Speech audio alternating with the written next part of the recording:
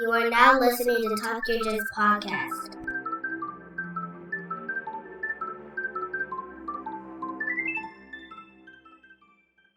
Welcome back to Talk Your Jits podcast. This podcast is, as the name implies, all about jiu-jitsu. I'm your host, Lamar Smith, and today's guest is a brown belt who trains at Impact Jiu-Jitsu located in, he just told me the name and I butchered it already, but Klamath Falls, Oregon. Ladies and gentlemen, Nick Gomes. So much for having me. Oh, man, the pleasure is all mine, sir. Yeah, you didn't mess it up. It's okay. I guess I go over this stuff, and then when I gotta read it, I'm like, yeah, I screw it up every time.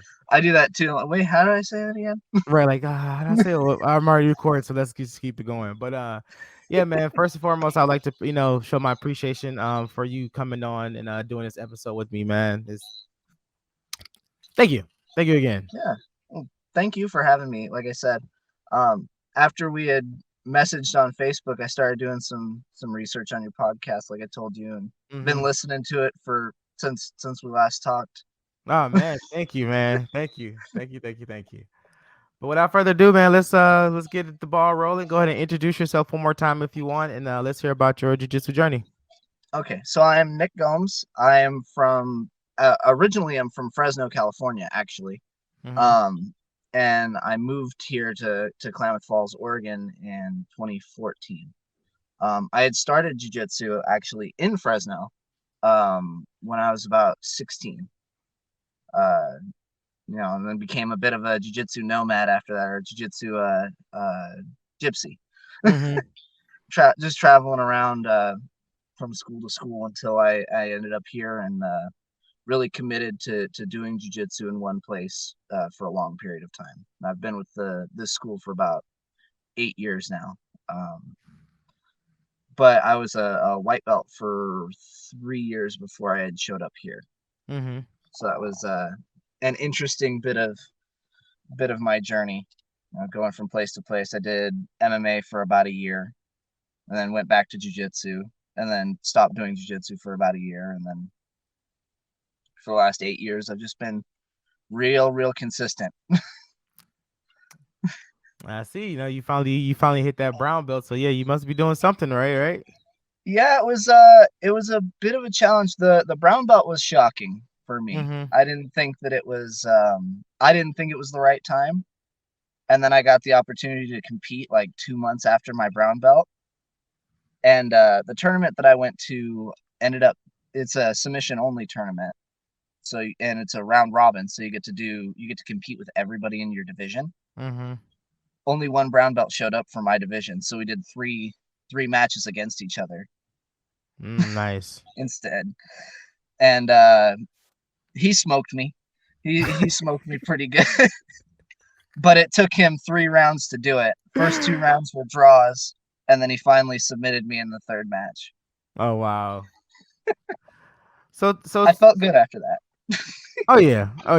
I mean, like even if you you take a loss in jiu-jitsu, but it's like if you for a fact that this person's supposed to dusted you long time ago, but they couldn't. It's a victory. It's a victory. I don't care what anybody say. That's still a victory. I got one sweep that whole day, and I felt awesome. Best sweep in the world. Absolutely. Deep half. So I was kind of in your shoes too when you were saying you felt like when you got your brown belt it wasn't right or it wasn't time. Like what about it for you made you feel that way? So purple belt was my shortest belt, which is why I felt that way. Like I said, I was a white belt for about 4 years. I was a blue belt for another 3.5 years. And then I was only a purple belt for a year and a half. And that full time was during the pandemic. I didn't even get to compete at purple belt. Oh, wow. So, I personally didn't feel like I was ready for it. Simply because of those circumstances. I wanted the opportunity to compete as a purple belt, and I just didn't get the opportunity. Oh, okay. Gotcha. But now, how do you now that you got it, how does it feel? After the first year, I'm like, okay, I got the opportunity to roll with some purple belts after that, and it was like when I was a purple belt rolling with blue belts. It's like they're dangerous, but they're not that dangerous. Right. to that extent, you know what I mean? Like it's still a competitive role, but the outcome still came out the same way, I guess is the best way to put that. I gotcha. I felt that way too, and I'm still in that same boat, man. Like, I tested for my brown belt end of last year, and it's just like, Congratulations, by the way. thank you. And it's just like, man, I'm still looking for my purple belt, It's like I look Yeah. at this brown belt, I'm like, am I though? Yeah, I felt like that up until the last time I competed. And I got second place. And it was my first excuse me. It was my first points tournament since I had started competing. Okay. And I ended up getting second. So it ended up boosting my confidence a little bit. And the only guy that beat me was a very active competitor. Competed for IBJJF all over the place and was getting like second and third places at IBJJF level tournaments. Yeah. So it's like, okay, yeah, I expected that guy to beat me. Same here. Like the few tournaments, the couple of tournaments that I've done, both guys were high level competitors. And this was like literally my first and second time out. So it was like, it was to be suspected, Yeah. But if it was like their first time on the mats and then they dusted me, then it'd be a problem. It's like, damn it. Like then we would have some issues. But these dudes competed, 6-7 times a year. Yeah. So no, this guy that beat me competes way more than 6-7 times a year. That's He's crazy. competing like every other weekend kind of competitor. To have that much time to compete every weekend. Yeah. No, I'm not even time, money. That's I mean, you're talking 70, 80 to like sometimes $120 a tournament, unless you got sponsors. But yeah, well, for me, I'm fortunate enough to the tournaments that I've been competing at are run by our mother school, Impact Portland, right, or Hillsboro, and the owner of those gyms, which is my coach's coach, who's a black belt under Chris Howder. Because yeah. So he's well respected grappler. Michael Chapman is his name. Okay. They gave me the opportunity to work the tournaments, so I get to compete for free. And work the other 2 days. That's dope. So which is I thought it was a great opportunity. My coach, Michael Chapman had asked my coach. He's like, "Hey, you want to be a referee?" And my coach went, "Nah, but I got a guy." I mean, it's a fair trade. You get, you referee, but you also could get to compete for free. So yeah, which I haven't gotten to referee yet. They're training me to do that, but I've been running the table, like when you're competing, the person calling up your name and whatnot, and trying to get everybody ready to go. Yeah, I've been doing that part. Okay, gotcha. Which can be challenging in its own ways. Yeah, it's very. I mean, anybody that's been to a jiu-jitsu tournament know how chaotic that can be.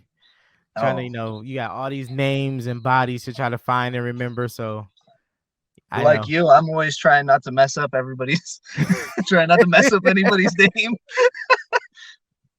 And I'm telling you, man, the names that I've gotten from talking to people, and it's like, what? I be practicing all week, and it's like, you know what? I'm just gonna wing it and see what happens.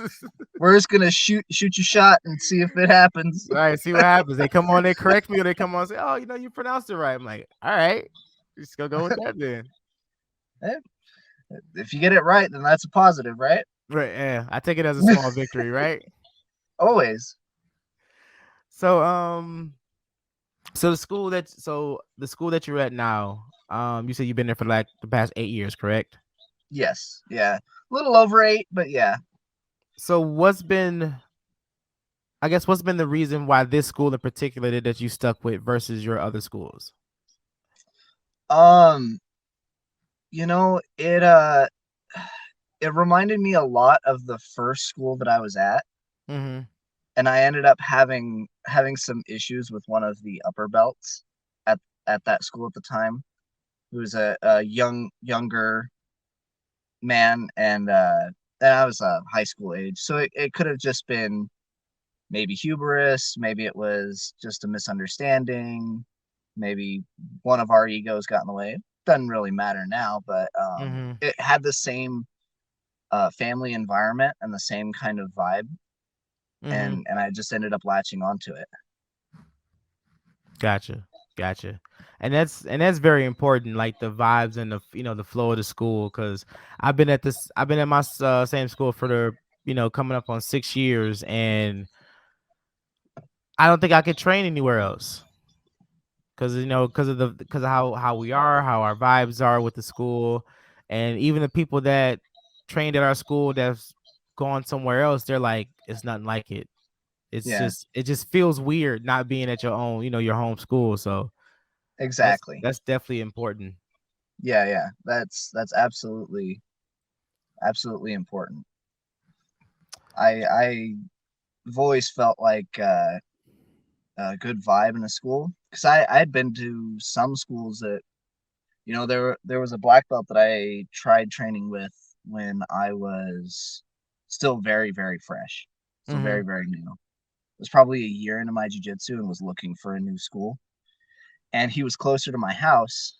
And I had done like a trial run with them, like a week trial run. Mhm. And I'm not gonna give any like specific names. Not that I could remember the specific name. It's been hell, it's been 10 years.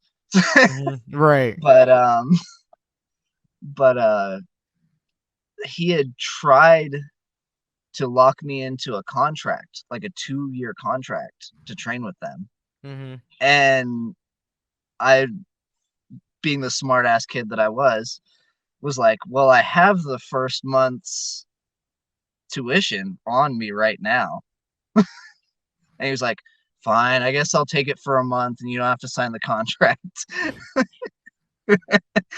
But his guys did not treat me the same after that. So Ah, I ended up leaving there after a month. that sucks. So that is what it is. Right. I Well, mean, usually because that leaves a bad impression on people. So luckily that didn't stick with you, and you stuck with it.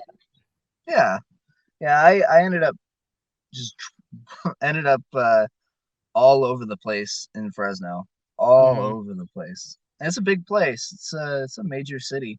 There's all kinds of jujitsu there. And Right. I'd actually gone and visited at the end of 2020, and found a school that was open and running, and they were going to like Masters Worlds and taking second place medals and first place medals. And Mhm. that name I will shout out. That's Halo Jiu Jitsu in Clovis, California. Okay. They're they're a solid school. They're a very, very solid jiu-jitsu school. Yeah. Very heavy competition school. Yes, yeah. And I still have some of their upper belts on my Facebook and my Instagram and whatnot, and I follow them and keep up with them. Nice. Nice.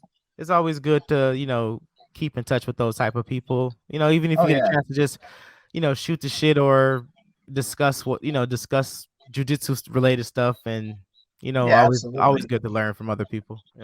It's good to have somewhere to go train if I end up going home for a week or something. That too, man. That too. I'm so ready to travel, and every We time got lots of places to go to. I got yeah, I know, right? Like this list just steady getting longer and longer. Like I'm trying to map out like if I go this direction, I can hit 4 people this way or whatever, Yep. man. So You're gonna I have to want to so badly, man. you're gonna have to take a month off from work and just travel. That'd be travel to all nice. the jiu-jitsu places. That would be so. Oh man, I'm That'd be drooling just with crazy. the thought of it, man. Because everybody, everybody I met, is so cool. So humbling, so loving, so supportive, and for example, one of the guys, he kept like he was tagging my the podcast page on like everything he posts, and he just messaged me like, hey, you want to be a sponsor? I was like, what? I'm like, because I'm in the same boat. He's like, no, man, I don't want nothing. I just want to, just show support and love and blah blah blah. And I'm like, okay, That's awesome. so he, Lucas Contrail. I don't know Yeah, how. I think I saw you post that on your Instagram. I Yeah, think it was today or yesterday. yesterday, because we were talking Yesterday. about it yesterday. So he's a good Yeah. guy, man. He'll be back on a future episode as well. But hey, man, that's a dream. That's like a bucket list thing now, man. To just travel and meet everybody that I've talked to, and you know all Yeah, that other absolutely. good stuff, man. Man, I hope your podcast blows up to the point where you can afford to do that, to just go and travel. Hell yeah, just Joe Travel and Rogan and go. shit, right? Yeah. That's and that's what I Hell mean. That's what yeah. we're calling it, man. Like we're just going to Joe Rogan this shit. That's awesome. So is yours you are you a comp well sorry, is your school a competition school? Um, Not necessarily. Mm-hmm. I would say that we've got a bit of everything at our school as far as that goes, right? We've Mm-hmm. got lots of people that are like, I just want to do it to have fun and just have a good time. And you do have your competitors. I'm I'm one of those guilty souls that likes to compete when I get the chance, Mm-hmm. right? And it's nice having a mix of people. Some people don't necessarily want to compete all the time, uh but definitely want to help everybody else who is competing get Mm-hmm. really, really good, Yeah, which it helps to have bodies like that in the gym, you for know. sure. For sure. But I would say that our coach definitely does encourage competing if you want to, Mm-hmm. right? But if you don't want to, it's not a requirement of being promoted or anything like that. I know some Yeah. schools are that way. Yeah, and which is weird to me, but Yeah, that's just how they run it.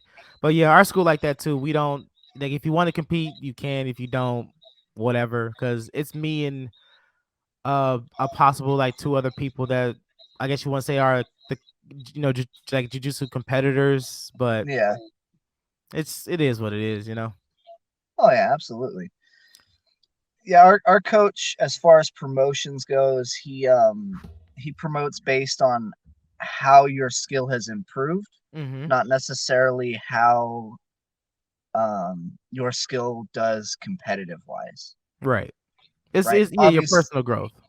Yeah, exactly. Obviously, for the competitors, sometimes he'll look at some of the competitors at your weight bracket and skill Mm-hmm. level that he Mm-hmm. sees at tournaments. And he's like, could this person match up with this person? Yes or no? And that's where he kind of, if you are a heavy competitor. But if you're not, it's just, have you improved? Mm-hmm. Has your skill gone up?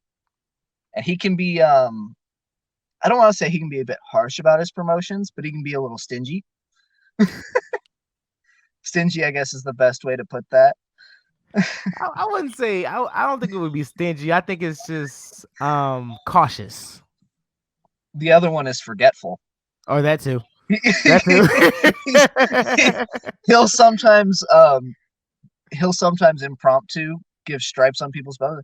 What stripe are you on that white belt? Hey, you need a couple more stripes. All right, let's get the. We've been down that road. I was still a purple belt, and we were just sitting around talking, and I was like, man, it's coming up on XYZ years, and da da da da. And then he looked at me, and he pulls out his book, and he's like, oh shit. And so before class, he's like, I gotta fix a couple things because he was like, a lot of stuff was going on this month, that that particular month. So it just kind of slipped his mind. So I ended up getting like I guess my 2 stripes on my purple belt, and a couple other people got theirs. And he was like, "Yeah, my bad." So, Yeah, I would say, yeah, I think forgetful is the best word to use for my coach. mm-hmm. He does it with the kids too. Oh man. But I like his way of teaching and promoting, Yeah. especially with all he treats the kids just like the adults, right? He doesn't give promotions just because a parent is pushy, Mm-hmm. right? And some schools, like some people, will promote even just because their parents are pushy and like, my kid hasn't been promoted in so long. I've seen him straight look at parents and go, it's because your kid still sucks, and walk away. Like, oh my god. Yes. It's like, you Yes. can't say that to people. He's like, I don't give a shit. I mean, sometimes you gotta be truthful about it, man. Yeah. And I say that, and a lot of people take that the wrong way, Mm-hmm. but you have to know him, right? Yeah. He's a very nonchalant person. Even his bad days are like everybody else's normal days. Mm-hmm. He laughs and smiles through everything. Nice. That's just Neat. the kind of person he is. Like his Mm-hmm. wife, he and his wife run the gym together, and I work for them. I actually teach classes for them, and we have an after school program and a summer program. So we pick up kids from school and whatnot. That's So dope. all Oh yeah, it's a really cool gig. I get to do jujitsu for a living, so that's definitely awesome. Uh, it's everybody's dream, right? As a jujitsu practitioner, especially an upper belt. Yeah, of course. But we're in that same boat. Like, my instructor, I work for a few of his companies and also teach at the school. So yeah, man, it's Yeah, literally jujitsu every day. It's like, yeah. we talk about it at work. We talk about it on lunch break. We, Oh yeah, shoot text messages to each other, and then we train on Tuesday, Thursdays, and Sundays, and it's just all day, every day, just jujitsu, man. dude, that's awesome. Yeah. See, at least I feel better now because I feel like I'm not unique anymore. I get to. It's like, oh, you get to do jujitsu for a living. Yeah, I got Yeah. lucky. Real lucky, man. Yeah, Cause there'll been so many days where we'll be leaving early, and he'd be like, "You want to go on the mats?" I'm like, "Yeah." He's like, "All right, I'll yeah, be there. absolutely. I'll be there." So we'll leave work, go train, get a couple extra rows in, then go home. So, Yeah, yeah, I know exactly how that feels. and I mean, it's awesome though, cause I would do jujitsu every day. I mean, I almost do it every day, but if I could just wake up and just do jujitsu and then go to sleep, wake up and do it again, I would. Absolutely. No, I definitely understand that feeling. For sure, man. So when it comes to competing, I guess what attracted to you to competing? Just a test of skill. That's Mhm. all. It's um not really anything crazy like, oh, I want to be the best jiu-jitsu practitioner in the world. Not that cool. Uh Yeah, I'm not that guy. I'm not that guy. I get my ass handed to me. It's okay. I'm okay with being that guy that gets beat. But I like testing my skill, and I like competing fairly often because it's definitely different than rolling in class. Yeah, definitely. And uh, I would and like I said, I really want to be on the other end of the competing spectrum. Mhm. I wanna do that refereeing part. I think that's so interesting to be able to do that. Yeah.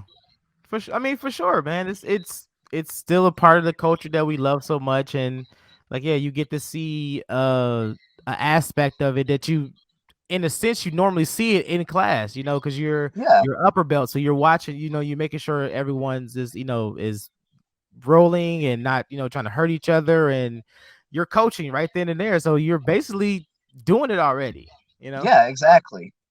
because Yeah. just like us, like if someone's rolling with a lower belt, we're coaching. If we're sparring that day, we're refereeing. So Yep. Making it's sure all nobody runs into each other. yeah, because we know we're a fairly small school, but we got large people. So, so Yeah. We got a couple big boys in our school too. Oh my goodness. man. Uh, we actually have 4 coaches. Hmm. We have 2 black belts, and then I am a coach, and we have another brown belt coach. But uh, I am the smallest of the coaches at 5'9", 165 or 170 right now. Trying to Yeah. get down to 165. I Hmm. got comp in April, so I gotta drop about 5 pounds. Make sure Got that gi fits right. I know, right? But my coach is like 180 right now. He's a little shorter than me though, Hmm. so we're closer to the same body size. But the 2 other coaches, one of them is the brown belt, like I said. He's like 5'9", 5'10", but he's 265, 270. Mm. He's a thick boy, and I'm not talking like big fat thick. I'm talking like he lifts 6 days a week, and he's he's built like a barrel, and every bit of him is muscle. Like Mm. he's like, I'm fat. I'm like, you're not fat, dude. You need to like Just I wear your round. weight.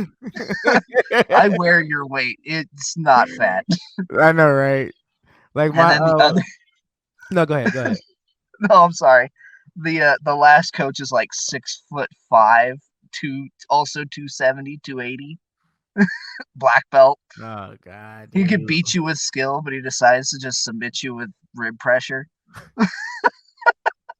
just to prove a point to Just to everybody prove else a in the point. class. Like like my instructor, man, he's tall. He's a lanky guy, man, and like Yeah, he can use his weight very, very well, and it sucks rolling with him so much, man.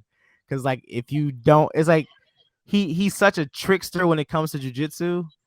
Because yeah. he loves setting up, just setting up sweeps, and he do it just so flawlessly. And no matter how many times I've rolled with him, I've trained under him, trained with him, he's always like that fifth step ahead, and it's just like, damn it, man.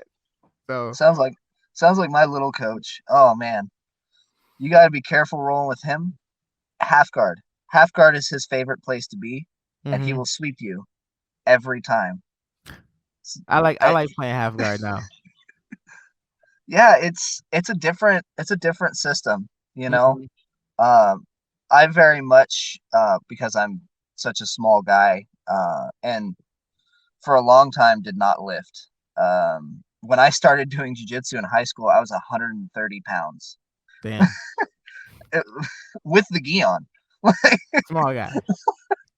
And I had a 5 pound gi at the time. Like it's not like it was a small gi. And I just felt so weak for so long. So I ended up playing a lot of close guard. A Mhm, lot of close guard. Up until, probably purple belt. Purple belt, I mhm, started getting good at sweeps and started playing more top. And then my brown belt has been all about building my pressure game. I've mhm. figured out how to put pressure down and mount and side control and how to do it right. Now I don't play guard ever if I don't have the choice. Right. Yeah. I I've been bouncing back and forth about quote unquote working my game, and so like these last few months I've just been working super problematic areas, especially in our school being a big school. So I mean big guy jujitsu, so it's like bottom side. Yep, Bottom side has squish. been that smash jujitsu. And as Hmm. much as I hate it, it's like I start in the worst position. Like, you got your bases solid, you're in complete control, weight down, and just work out of there. And it's just been I've seen an improvements in myself, but it's just like, Jesus, man, like shit still sucks, right? Side control is one of those spots that will always suck. It doesn't matter Yeah. how long you train. Doesn't I don't give a shit. If you're on top of me and you get side control, I messed up because I'm gonna get squished now. Yeah. Like So I just hate it. just try not to keep falling into that pattern of getting caught in side control. It's like I would rather play from turtle, or you play, or you got my back before I get stuck in side control. Yeah, yeah. Well, I don't like people on my back. I have tricky things that I do from back, but I don't like being there. Like, no, I'm not gonna play there either. I'm gonna be flat and try to get your leg. I just want a leg. Just give me a leg. Give me a leg. Give Just me a a leg. leg. I don't need the whole waist. Just give me one leg. Just one leg, man. Just give me that left one. Just don't even worry about it. I take care of it. Yep. That's We can awesome. play half guard. You can squish me from half guard. I don't want you squishing me from side control or mount. You don't get my back. Just you get half guard. That's all you Right. get. Because it's like half guard is such a game within itself. It Because is. it's like you're almost like it's like you're stuck in side control. It's like side control, mount, and like side control, mount, and the guard, like all at the same time.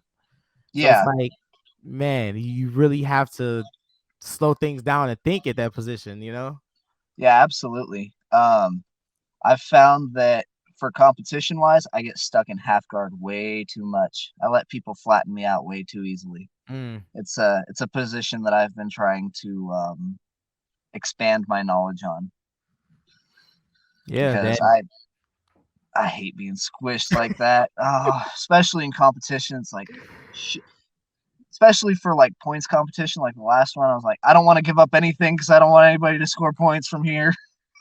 I know, right? Don't pass my guard. Because what it was for me, like the last two times I've competed, I was the smaller guy.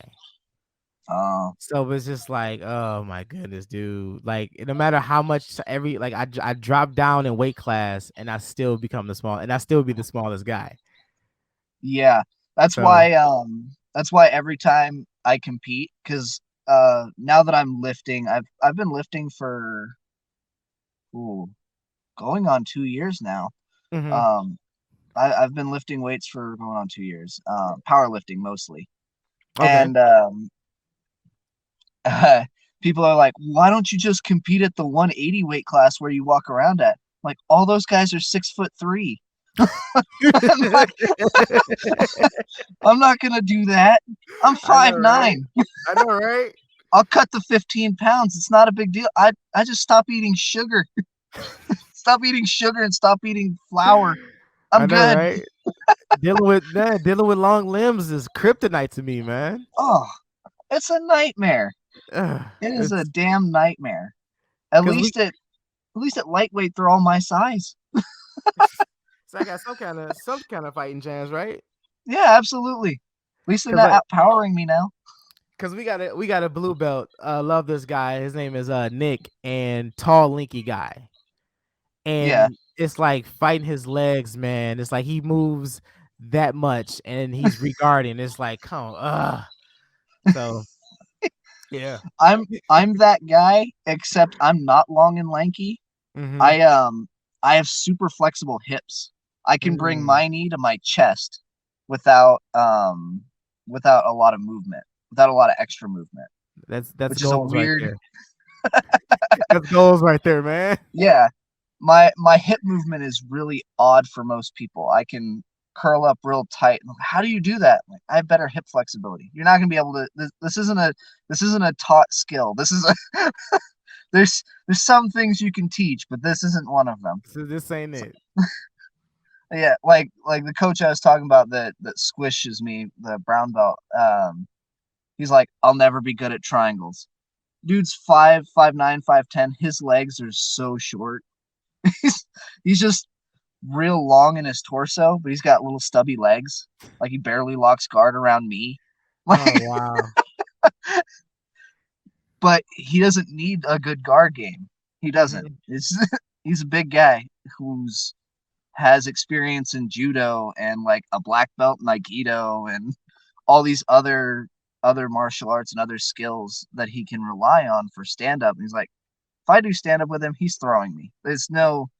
Right. There's no getting around it. It's like I'm gonna be playing bottom with you regardless. So might as well just start here, right? yep. It's like you don't need a good bottom game. You're already gonna throw me on my head. So why would I why are we worried about guard? Right. He's like, I So can barely move for an armbar. that's like one of my training partners, Brian. We call him a jujitsu panda. He's a round guy, short limbs. Like I'm gonna have to call him that from now on. Jiu-Jitsu panda. he's a jujitsu panda, man. But short limbs, round, and he can move on the ground. Like you can't lock him down. And man, he's crazy, dude. So crazy, and very knowledgeable too. And he's just dangerous, just so dangerous. Yeah. So the dangerous ones are always the most fun to work with. Oh yeah, man. Man, me and him have some of the best roles. Since I've been training there, man, I've been I kind of stuck to him because we kind of have similar body styles. So Yeah. being like, short and round. So it's like, hey man, can you help me with some stuff? He's like, yeah, sure. So we've been just stuck by the hip ever since. Let me shoot some stuff at you and see what you think.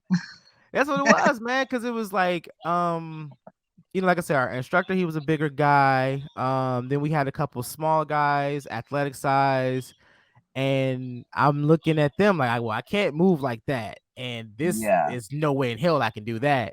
So I saw him, I was like, hey man, can you help me figure this out? Like, for my body type, and that's how it's been. That's why I really love. That's another reason why I really love the school that I'm at. Right, there's 4 of us coaches, and all 4 of us have a different body type and a different style of jiu-jitsu. And like the 3 other coaches, they're all older guys. So we like to say that we practice old man jiu-jitsu. It's a lot of energy conservation when we move. It's not a bunch of young competitors. Oh, I'm gonna just move around real fast. I don't move very fast. I play old man jiu-jitsu because even as a young guy, because like that's what's gonna be good for my body in the long run. Yeah. Being fast and athletic, I'm like, oh, I blew out my knee. Great. Now I'm not gonna be doing jiu-jitsu for 6 months. Right. Yeah, no, I'm gonna play old. Yeah, I don't have time to chase nobody. Nope. I'm not flipping and look, we gonna play a nice casual game. Yep. We're gonna go at my speed.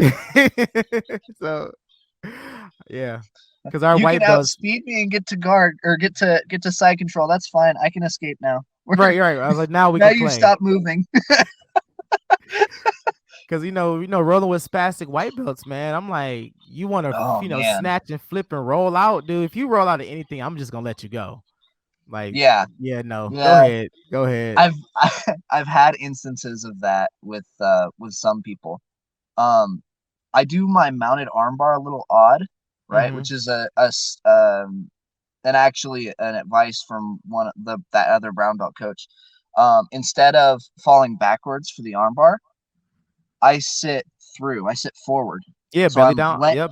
Yeah, I'm not even going all the way belly down. I'm resting all of my body weight across their torso, and then just shooting my hips forward instead of going all the way to belly down or all the way flat.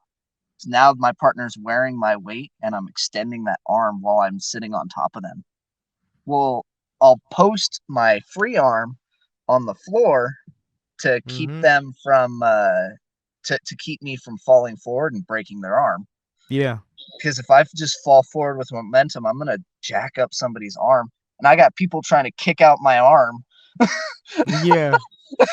And I'm letting go of everything, and then stopping them and going, okay. When I post on the floor like that, I'm trying to save you. I'm not trying to save me. Yeah, because that's extremely tight. If you get a good grip, across their body, and depending on your body type, and if you being small and everything compact, and you go to arch your back and stretch some hips, man, it's gonna tight. suck. It's gonna suck. Yeah, it's worse than a traditional armbar. Yeah, I gotta guy in my 930 class. He's a blue belt now. I think he was a white belt at the time, end of his white belt. 65 years old, 65-year-old blue belt. Real nice guy. But he and I were rolling, and he tried to kick my arm out, and I went, "Don't do that. Don't do that. That's bad. Don't do that. Don't do that. Don't. Yeah." Yeah, man. But it's one of those caution things that I forget to tell people. Mm-hmm. It's like now that I know that, it's like every time I teach that armbar now, I'm like, okay, and for bottom person, don't do this. Yeah, because this is bad. Because our instructor's master Joe Moera, that's one of his go-to things, that belly down armbar. Yeah, the way that he locks it up, and he doesn't even have to go all the way down to finish it. And it's like, yeah. So imagine if he would just grab your arm and just let go, or that person try to kick your arm out. It's gonna be a bad time, man. Oh, it's gonna be a bad day for you. It's gonna be very. And that's what I tell people when I teach that armbar. I'm like, all right.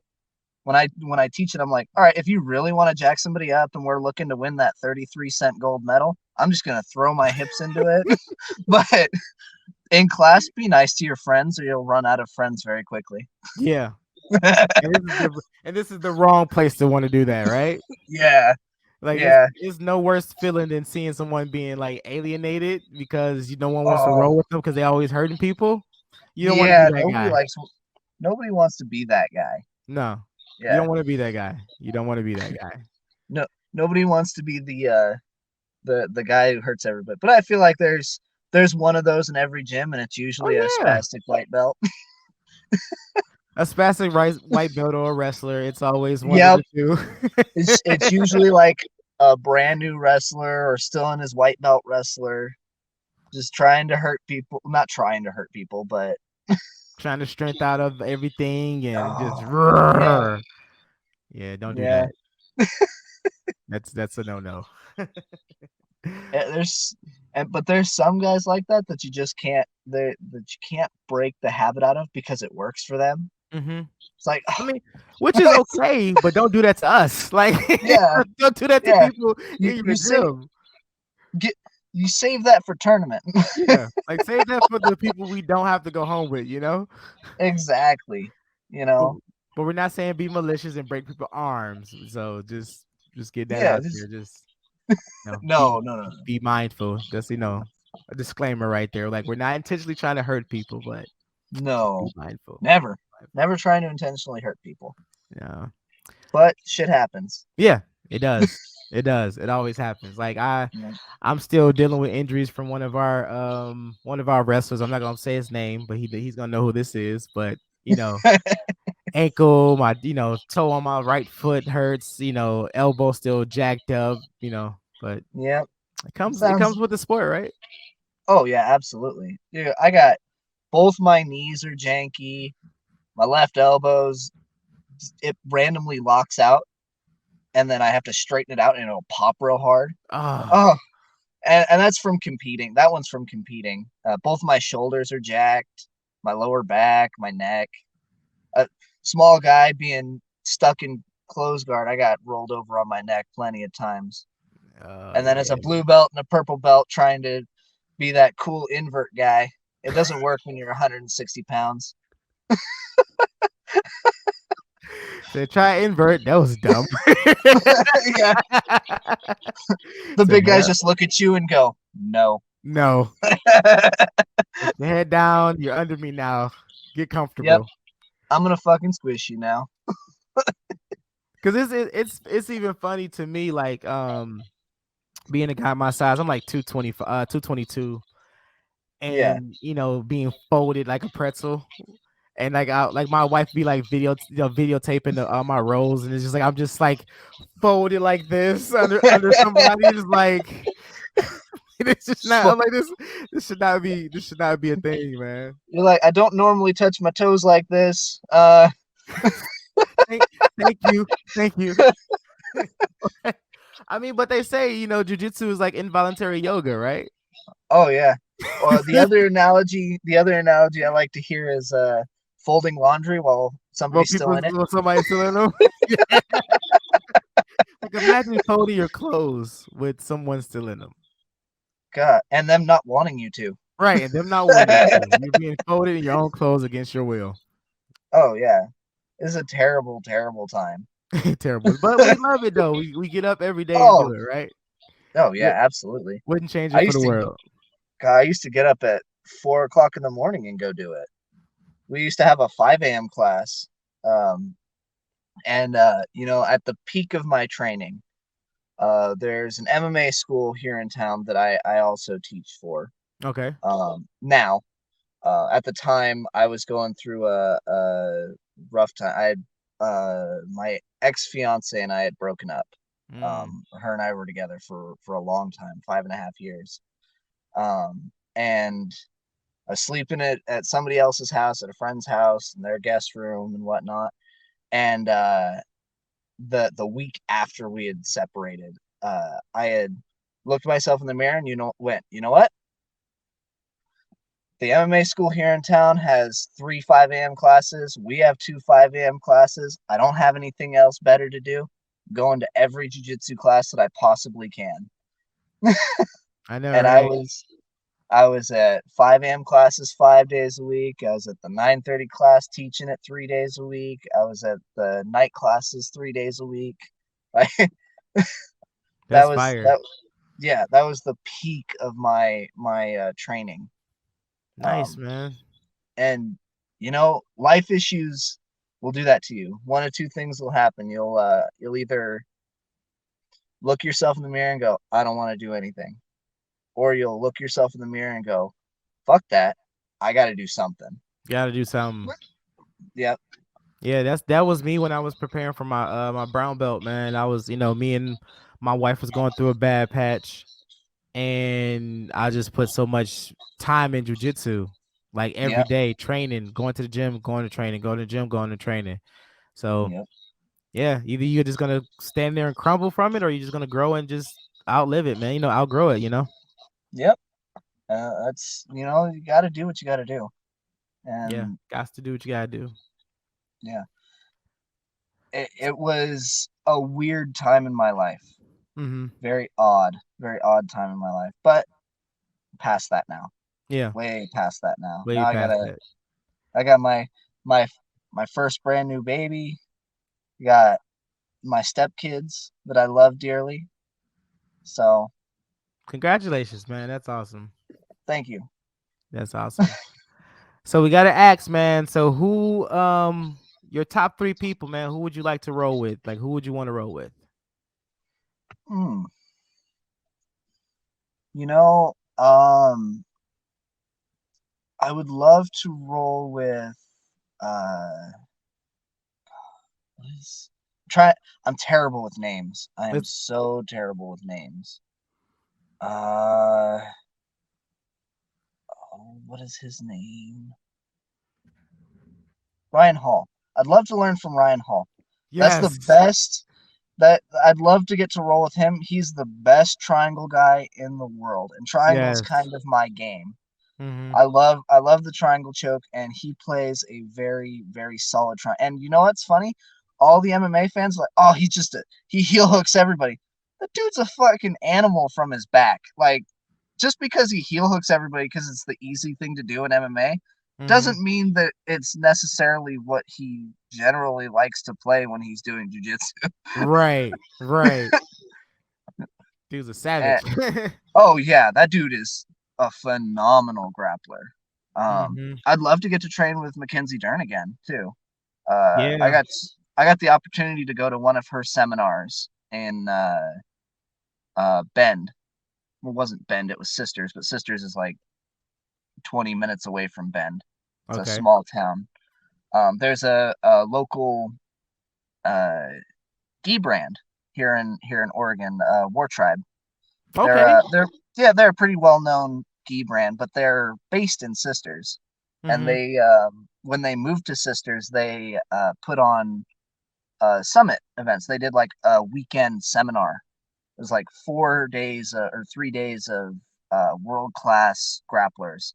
Like Mackenzie Dern was there, Kyotera was there. There was a judo Olympian there. who was a brown belt in jiu-jitsu at the time. There's a couple Wow. other black belts that Friday. And I was a blue belt at the time, which was really cool. But she was really, really nice to meet. She didn't do a lot of rolling, so that kind of sucks, but Yeah, my instructor used to train with her. Oh, really? That's Yeah, awesome. so yeah, that's one of the stories he likes to tell. He was like the, you know, because when we get you know, girls that come to the class every now and then, they always talk about like, oh, you know, they don't think they can do this, and or they're too small or whatever. So he always reverted back to that. He was like, the tightest choke I ever felt was was a crab choke from Mackenzie Dern. I believe that. I 100% believe that. I believe that. I 100% believe that. And the last one, which is probably the most realistic, would be getting to finally meet Chris Howder. I think getting to train with one of the Dirty Dozen would be amazing. I got the honor and privilege to meet Chris couple years ago.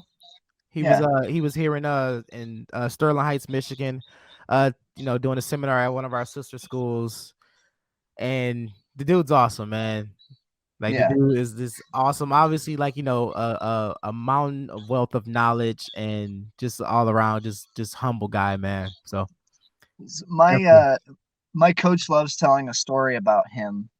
He was down in Southern California. There, he and a couple other guys were going to Pan Am's, and they decided to talk to our head coach Michael Chapman and see if they could go and train with Chris Howder. And he literally sent them his address. Like they went to his house and trained in his garage in his backyard. To the garage, yeah. To the garage. And his wife is funny. She walked into the gym. Who are you guys? Oh, I'm just kidding. Chris texted me and let me know that you guys are gonna be But my coach ended up in deep half rolling with Chris Howder. And Chris Howder looked at him in deep half, smacked him on the forehead and said, where are we going now? What are you going to do now? This is a real fight. This is a real fight. He did that at the seminar. Somebody did something stupid. It was just like a pop. It was like that dude is a savage. Yeah, man. Definitely, man. But is there anything else, man, if you wanted to ask me? You know, I definitely want you to shout out your school. If there's any tournaments or events or whatever you got coming up, man, the floor is still yours. Oh, awesome. Yeah. What kind of jiu-jitsu do you play specifically? Like, what is your go-to submission? I'm curious. So far, like one of my go-to has been like, I usually, if I can catch my opponent arm in like a Kimura or Americana grip, I'll feed the other arm for a bread cutter. So it's like if I don't get the bread cutter, if they, you know, move a certain way, I can shoot in for the Kimura or Americana. Kind of just been playing around with the short choke a lot too, from like from turtle or back or whatnot. And I'm not really like a leg locker, but I've been trying to feed that in there too. Haven't been too successful, but that's kind of like my little go-tos right there.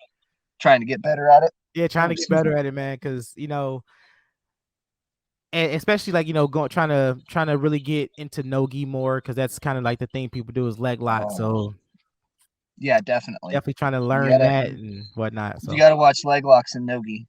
Got to. I always catch toe holds in no-gi. Toe holds are the ones that I really like. Yeah, people leave their feet dangling out there because they're not used to. Well, for me, for sure, I'm like I want to get more aware before I start competing in no-gi, because I know that's going to be the bane of my existence. Is, you know, people tapping my legs. I don't hardly compete in no-gi. I train it a lot. I train it about 2 days a week and teach a class for it. But I do not. I don't normally compete in no-gi. Right. Okay. Just because it's easier for me. Like I said, when I do go and work the tournaments, they only allow me to do either gi or no-gi. And because they don't want somebody away from the desk or away from the mat too long. Right. So gi for brown belts is always beginning of the day. First off, it's one of the first people that end up on the mats is like brown, black, purple belts because there aren't as many competitors because it's a little local tournament. And my thought process with that is, well, I'm cutting weight for the tournament. I don't like to eat before I compete, so I'm good there if I compete at 8:30 in the morning. And on top of that, I can eat whatever I want after I'm done, and I don't have to wait till 2 o'clock to eat something. You know, Right. and I like acai bowls. So if you do jujitsu, you know. If you know, yeah. you know. If you know, you know. If you've been to a tournament, you know. Yeah, It's always for sure. it's always the first thing. Have you ever had an acai bowl? You should go check out the stands. Just go grab one, man. It'll change your life. It'll change your 12 life. $12 bowl of goodness. Right now, right? Sweet, sweet, sweet goodness. It puts a hole in your pocket, but it's worth it. It's worth it, man. It's a part of the culture. It's a part of the jiu-jitsu culture, man. There's this one tournament. This was 2021, and I was competing as a brown belt. Competed, got done, and I still had teammates going, and they were like getting real nervous. Couple white belts, they're still waiting for the purple and blue belts to get done. And I'm sitting there eating an acai bowl while they're not able to eat yet. And they're like, "You suck." I'm like, "I know." Yep. And then they get done competing and they come back and I have a second acai bowl. Like so delicious. It is. It's so nice. It's my favorite part about going and competing, earning that acai bowl. I haven't had that in a while. Oh, that's so good. Last time we had it, our master Joe Moera was out. I think that was like year before. Was that year before last? I think so, but yeah. Well, that's the secret, I don't think everybody knows, but that's where you get your jiu-jitsu superpowers from. Yeah, from acai bowls. Acai bowls and rice. Acai bowls and rice and beans is where the power of jiu-jitsu comes from. Oh, the poor man cutting weight. Beans and rice. Rice and beans, baby. Rice and beans. If you're lucky, you might get chicken. You're right. You just might. But we use that term because it fills you up, so it's in your stomach. So like we say, use your rice and beans. So we bring them to the front. Put that pressure on them. Oh, that's a good way to put that. I like that. Yeah. Yeah. We use a lot of analogies especially for kids classes. Oh my goodness. Talk about doing hip bumps and into Kimuras. I like to use the analogy of rainbows go over bridges, not under bridges. So every kid will do it once. They grab the wrist, like, all right, we're doing great. And they shoot that underhook, that far arm underneath the arm. It's like, it's not, it's like, all right, make sure that you're going over the bridge, not under it. Rainbows don't survive under bridges. I'm at to use that once we start teaching hip bumps and stuff. I'm gonna have to use that. Yeah, I love that analogy. I always talk about we raise our hand like we're trying to ask the teacher a question, then make sure that rainbow goes over the bridge. Learn something new every day. It's a dumb analogy, but my coach went, "That's not bad. It's not bad. So much fun though. Yeah, so much. But yeah, we got I got a sub league, submission league coming up. That's gonna be April. That'll be April 15th and 16th, right after my birthday, which is fun and interesting. My lovely girlfriend and I, my baby mama and I, are gonna be heading up to Portland for that.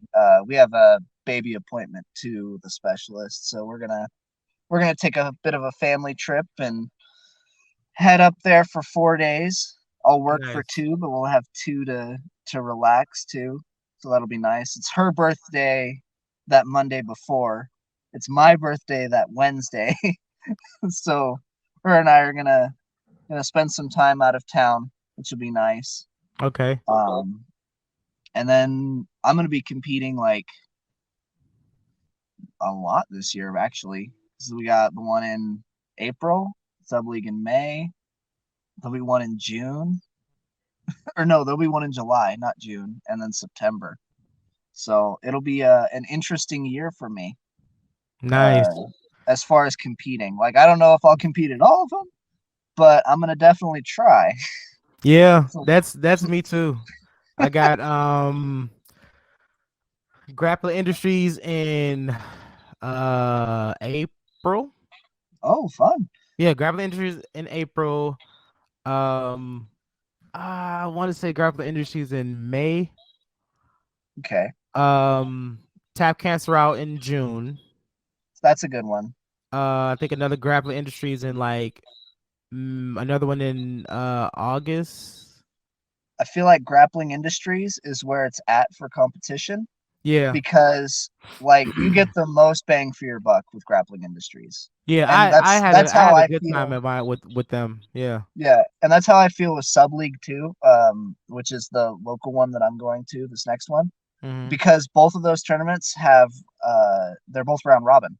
So you get to compete with everybody. Like it's so nice. It's the most bang for your buck, right? If you want to get experience and you're a newer grappler, those would be the tournaments I would recommend to people to kind of surround themselves with, because even if you lose, right, you still get to compete again, right? It's not like the one and that's the dones. goal. Yeah, I hate doing one and dones. Oh man, hate it, because I inevitably I always lose to the guy who gets first in the first round. Like that's always my luck. I live on the philosophy, and it's a philosophy that growing up I heard a lot, which is it's just a joke. If I didn't have bad luck, I'd have no luck at all. I know, right? If I didn't have bad luck, I would have no luck at all. But yeah, I want to shout out Mountain Warrior Academy, who is an Impact Jiu-Jitsu affiliate. That's our gym. We're technically Impact Jiu-Jitsu Team Klamath Falls when we compete, but we are under the Mountain Warrior Academy name. If there's anybody in the Oregon area, come train. You know, it's a great place to come and train. We're all very friendly. All the coaches are great too. They all are very, very knowledgeable. Nice. Well, Yeah. almost all of them.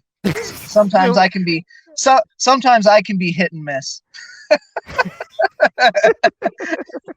He said, "Well, some are exceptions to the rule. Some exceptions to the rule, right?" There's the thing with jiu-jitsu that I've learned is there's always an exception to the rule, right? Always. Never put one arm in and one arm out, because you'll get triangled unless you're splits passing, and then it's a different story. Right. Yeah, I got you. So I'm like that way too. Like, you know, my instructor be like, yeah, man, I got, you know, two good instructors you know, that I can depend on. I was like, 1.5. 1.5. 1.5.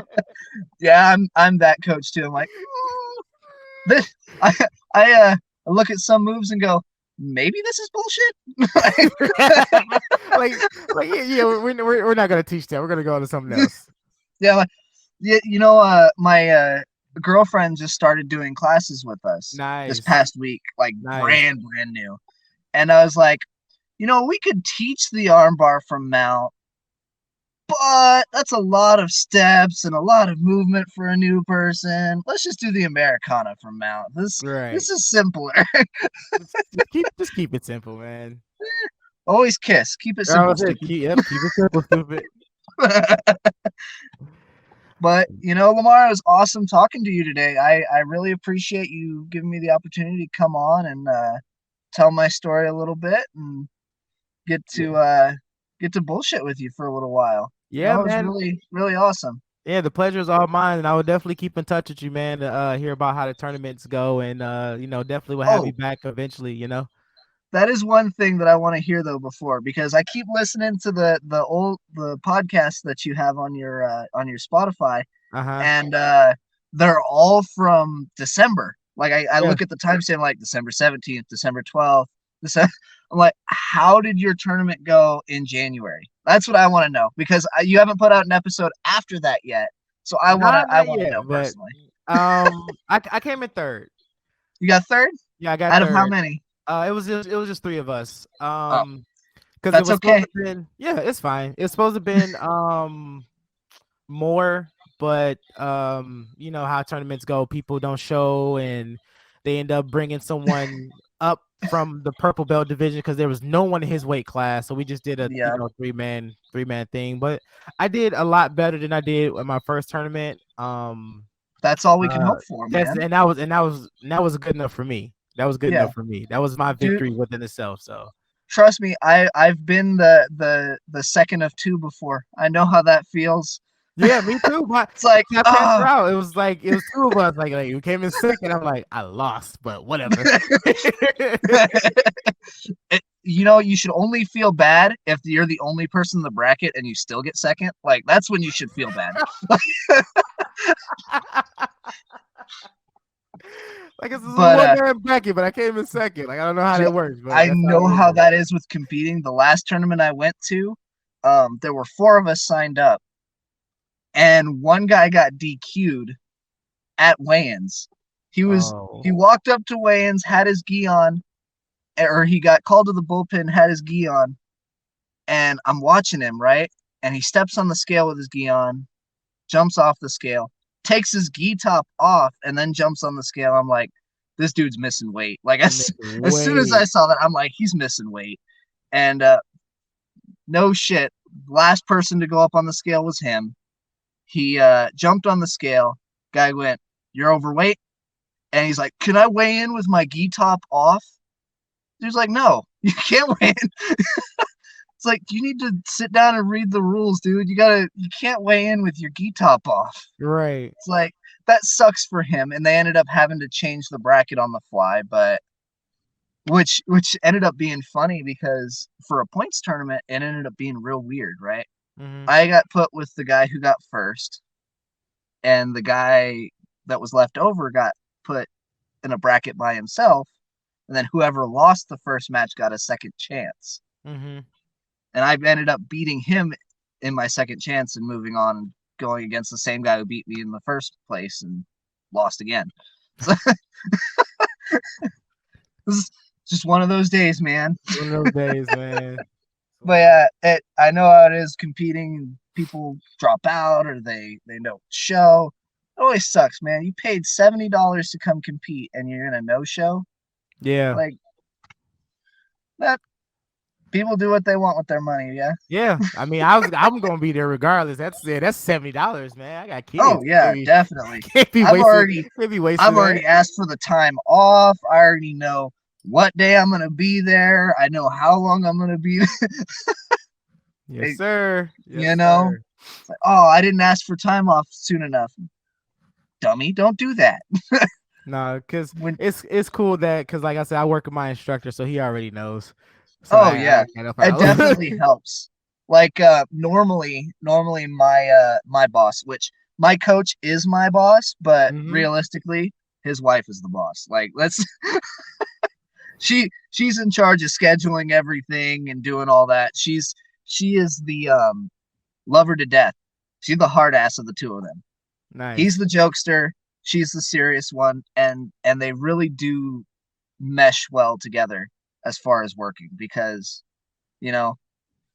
somebody's got to be serious, and she plays that role. Normally she'd be like, nope, you can't take Friday off to go to travel to a tournament, right? But I got the baby appointment in Portland anyways, which when we made the schedule and everything, I didn't realize that the hospital that we're going to for the appointment is 10 minutes from the hotel that I set up. So that's nice. Even better. It worked out. Better. It worked out perfectly. Yes, it did. It worked out exactly how I planned it. I couldn't come up with that plan if I wanted to in my sleep. I know, right? It just fell into your lap. It was meant to be. Yeah, exactly. That's exactly how I feel about it. Yeah, but we'll definitely talk again, man. If I don't talk to you by then, but yeah, definitely good luck on your tournament, brother. Absolutely. Thank you so much again for having me. Yeah, no problem. And that's the end of today's episode. I would like to thank Nick again one more time for coming on and sharing his tales and experiences with us. Please go and follow our Facebook, Instagram, and YouTube page to stay up to date on all future episodes. This has been Talk Your Jits podcast. Keep rolling, keep grinding, and remember, long live Jiu-Jitsu. Have a great day. And we're done, my brother.